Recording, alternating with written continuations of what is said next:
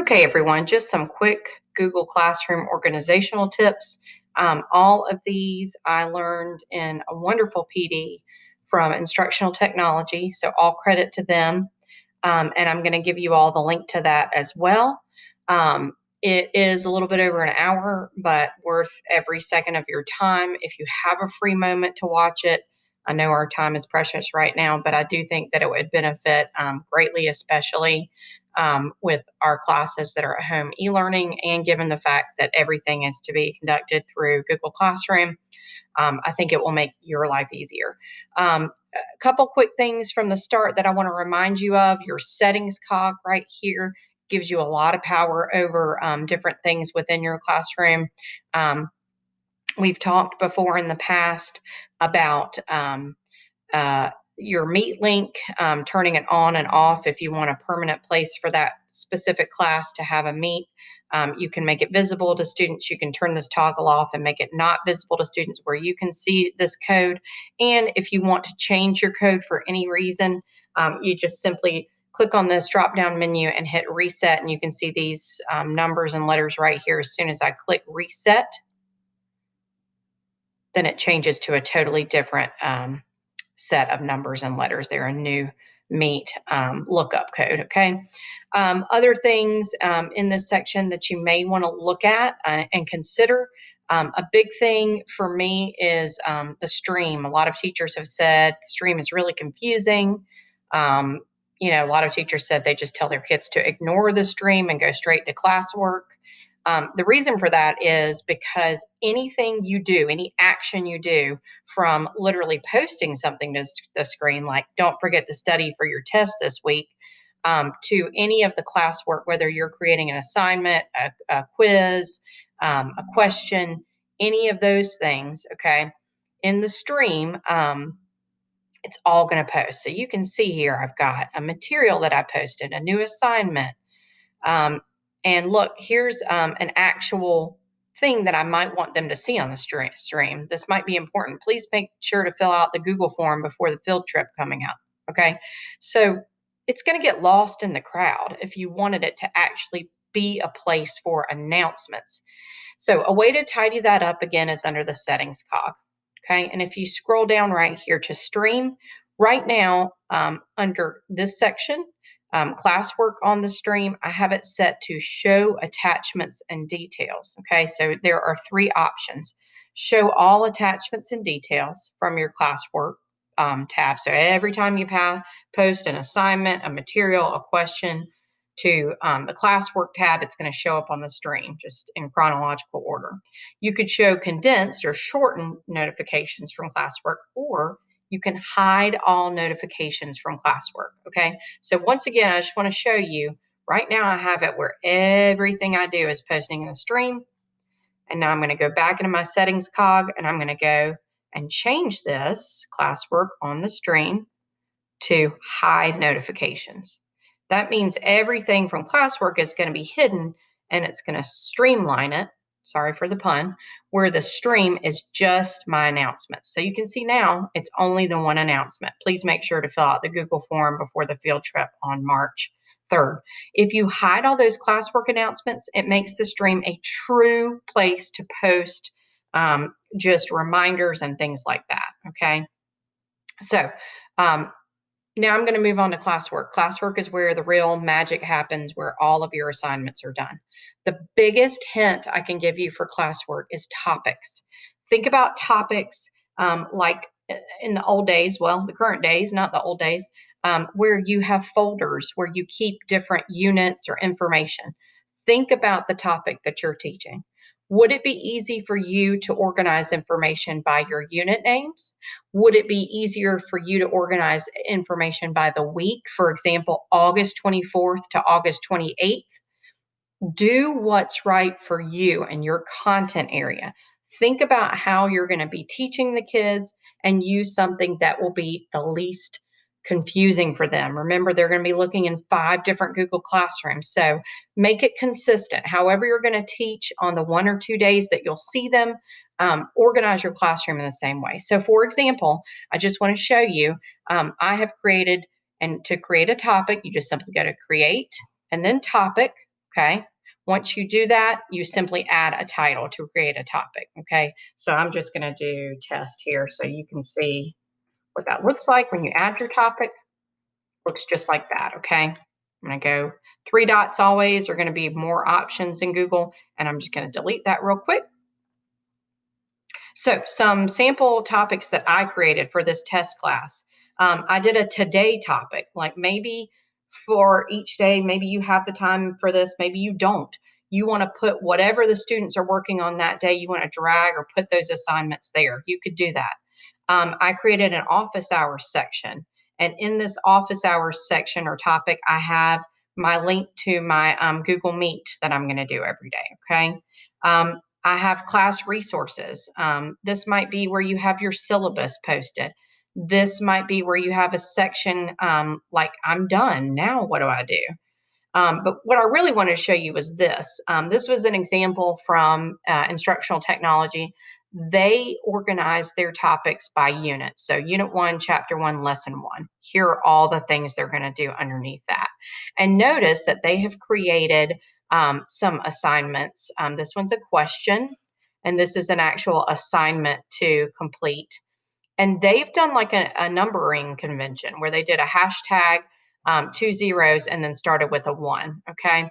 So let's back up just a little bit. I'm going to again show you these topics. See, we go to unit 1, chapter 2, lesson 1, unit 1, chapter 2, lesson 2. And then, of course, I had that section called I'm Done, Now What? For those kids that constantly ask that. You could have them directed out to different websites that they could work on. Maybe you're keeping a journal or a digital kind of a journal or workbook throughout the year. They could go to that if they're done with their assignments. But what I really wanted to show you is 2 things. First, let's say that I create a topic. Let's do the next in the order. So it would be unit 1, chapter 2, lesson 3. Okay, so I'm going to create a topic. Unit 1, chapter 2, lesson 3. Okay, I'm going to add that. Make sure I did it the same. Unit 1, chapter 2, lesson 3.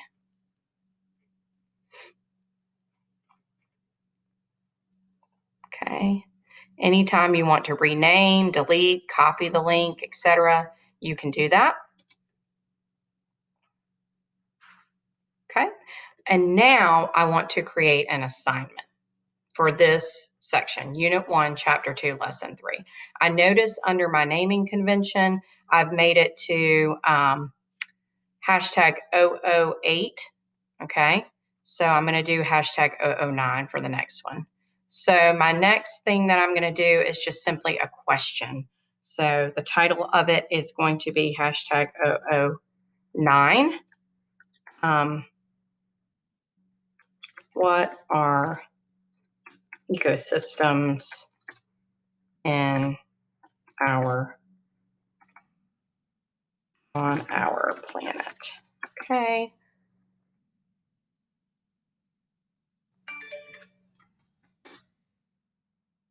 All right. So, and then you have your instructions here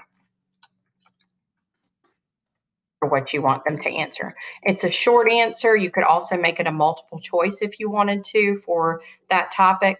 Um, Obviously, this is going to be sent out to the current class that I'm in, but you could copy it to other classes if you wanted to.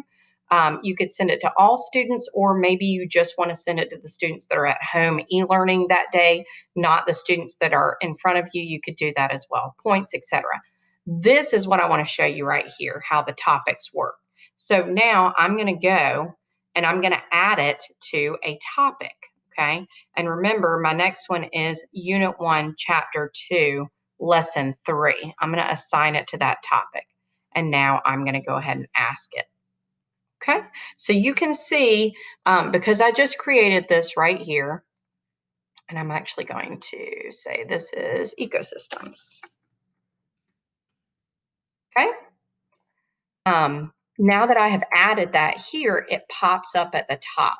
Now, if you're like me, I want this to be in the right order. I want it to go in the right order. So all you do, it's very simple. You could drag this assignment and put it somewhere else in a different topic, or you can drag the entire thing, the topic. Let me go back real quick. The topic with the assignment together. So I'm just grabbing it. See, and now I'm moving it around, and I'm going to drag it down. And bear with me here because it's pretty slow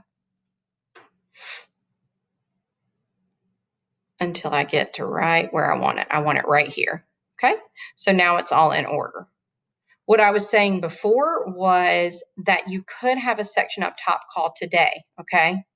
So let me just do one more thing, show us so I can show you how to use that today topic if you want to. And again, it's as easy as just going to create and then topic. Okay. So my folder or my topic is Unit 1, Chapter 2, Lesson 3, Ecosystems. My assignment right there so far is a question to answer, and it's hashtag 009. Okay, so I'm going to create an assignment now for ecosystems, which is a Google Doc that they have to fill out. Okay.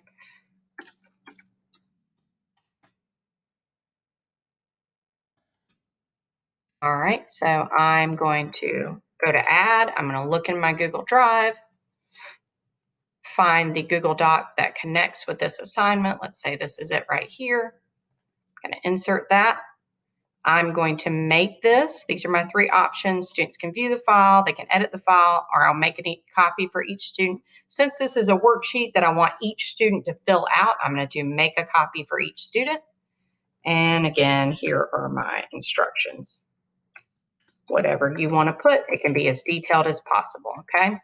And again, for this one, you could choose which you could copy it to another class that you have, all students or just some students. Points. You could even go ahead and build in a rubric here. The biggest thing I wanted to show you, and just a reminder, you can assign it right now, right this second. You could schedule it. If I want it to come out next week, if I want it to come out on next Tuesday on the 25th, I can do that at 8 a.m. Okay, if I do that, let's say I schedule it. Okay, you can see right there, it's kind of grayed out because it's not live yet. If it's live, it's going to be this dark color, whatever the theme color is of your class, which in this case is kind of this burnt orange. Here's what I wanted to show you. This is just an assignment that's floating out in space, isn't it? It has not been given a folder or a topic. If you have your classwork tab where you just have assignment after assignment after assignment, questions, assignments, materials, quizzes, you can imagine for the kids how hard that is to navigate. You can imagine for yourself how hard that would be to navigate. So again, a couple of things. Remember, you want to find a naming convention that works for you. In this case, I'm doing that hashtag with the 00 and then my numbers. Okay. And you want to use your topics. So great news. Remember, I forgot to add a topic here when I was editing it. I could have selected a topic right here. Let's say you forgot to. Okay. Say I forgot to do it. All I do, simple as this, is I drag it down until I find that section on ecosystems. Okay. And I'm sorry, my screen is going very slowly. And I put it right there. And now it's under that topic. Okay. And again, like if this went on top of that, you could do that, but it doesn't. It goes right there. Okay. All right. Last thing I want to show you, and it's related to that. Let's say that today they are answering this question. Okay. I can take this, drag it up to the top. This is their assignment for today. I can drag it up to the top and put it right there under today. When it becomes tomorrow, same thing. I can drag it right back down and put it back in the section where I want it to go. That way, your kids, let's say that they're sick one day or, they can't get to your assignment till the next morning. Good news there is that they'll still have it. It'll be organized, but then they'll see, okay, what have I missed in this chapter and what have I actually what do I actually need to work on today? Do you have to do that today topic? Absolutely not. But again, something that can help you in absence of that today topic is a very logical naming convention with some sort of a numeral or number organization here. Why do I do that? Here's a powerful thing, and I'm going to say it out loud. Control F, the control button, the one that says CTRL, okay, in the bottom left-hand corner of your Lenovo ThinkPad, right next to the function button, control, plus the letter F. I'm going to do it right now. I'm pressing control plus F. You can see this little guy pops up right here for your kids. It is a search function. Think of F as find, and it allows them to find anything on the current web tab.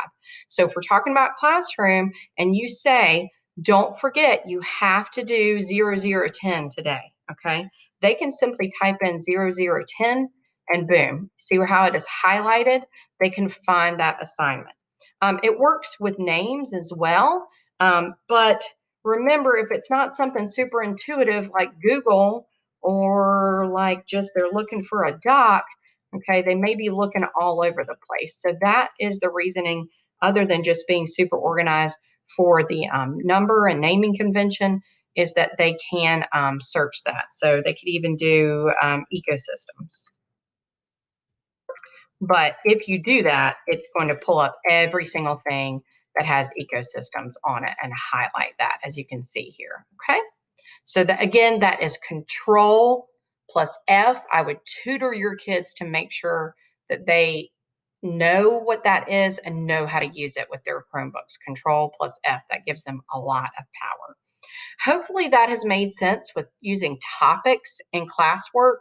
Um, just super powerful, helps me stay sane, but I think it also helps the kids to really easily navigate your digital learning space, which is Google Classroom, just like they would navigate a notebook that maybe you have them keep for class. You are just having them keep those sections in their notebook in the same way you are keeping those sections by creating topics. I'm going to also post a link again reminding you to about a 1 hour session by Instructional Technology. They give many, many more tips in addition to what I showed you just then. All credit to them, but I just think these are good things to help make your life easier. If you have any questions, let me know. Thanks so much.